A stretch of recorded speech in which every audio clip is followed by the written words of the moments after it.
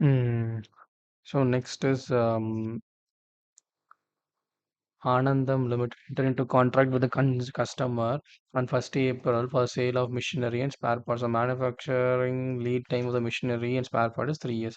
On completing of manufacturing, Anandam Limited demonstrated that the commission and spare parts meet an agreed upon specification in the contract. The promise to transfer the machine and spare parts on the distinct and result to performs obligation. Each will be satisfied at the point of time. But if a small customer pay the machinery and spare parts only takes the physical possession of the machinery. Although the customer inspect and accept the spare parts, the customer requests that the spare parts be stored at Anandam Limited warehouse because it's closed approximate to customer factory. The customer has a legal title and the spare parts and the parts can be identified belong to customer. Anandam Limited store the spare parts in separate section in the warehouse and the parts are ready for immediate shipment at customer request.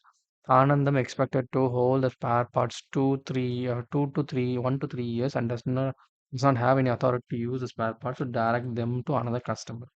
Determine the revenue will be recognized by Anandam Limited for the different performance obligation of Ind AS 115.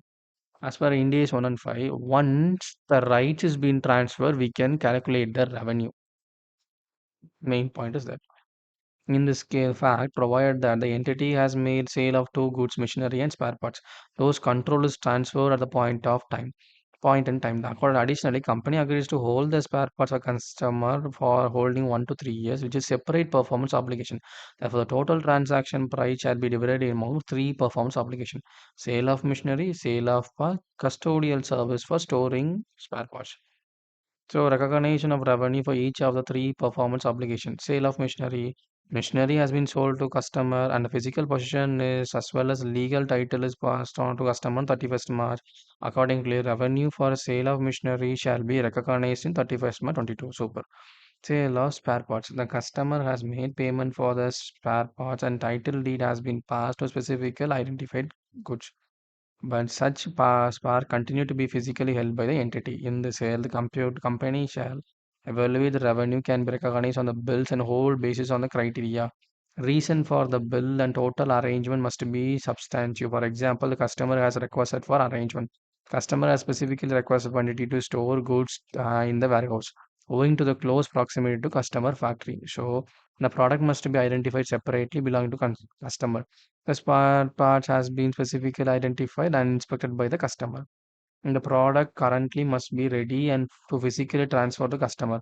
The spares are identified and segregate through therefore and need for delivery. Entity cannot have the ability to use a product or to direct to another customer. The spares has been segregated and cannot be directed to any other customer. Very good. Therefore, all these condition of bills and hold are met, and hence the company recognized revenue of sale of spares on 31st March. Custodial service. Such service shall be given for a period of 1 to 3 years from 31st March 22.